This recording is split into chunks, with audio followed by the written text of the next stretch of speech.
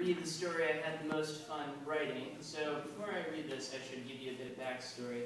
My little brother is in the high school marching band, so we had to go to Disney World in Florida in order to watch him march. So here's me complaining and whining about Disney World. Alright.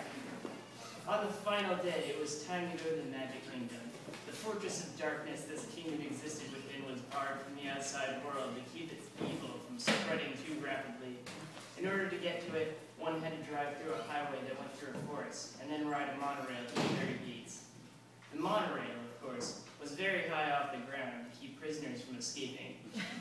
Occasionally, "Please hold on to your children," would erupt from the loudspeakers, probably in order to keep the children from being snatched up and eaten by the guards.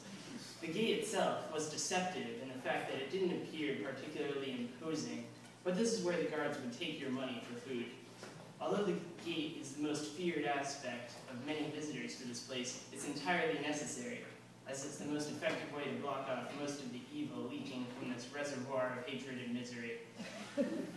From there, it was a short walk into a terrible landscape of fake buildings and seas of people devoid of any personal space.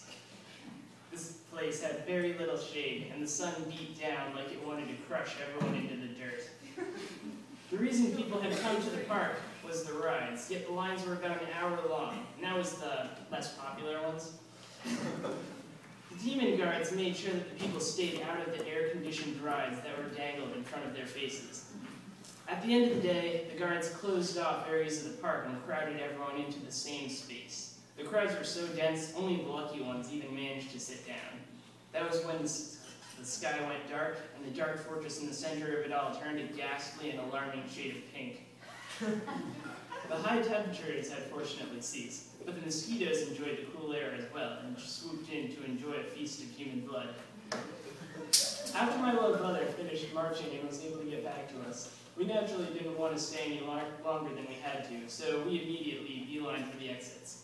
Of course, the demon guards wanted to squeeze as much money as possible out of us, so the main path to the exits were closed off, and the only way out was through the gift shops. My family had the good common sense not to buy anything. Monsters of the Disney variety should never be fed more money than is necessary. They're like bears. Feed them once, and they will start attacking you in order to get more. After our daring escape, we eventually found our vehicle and drove off, hopefully never to return.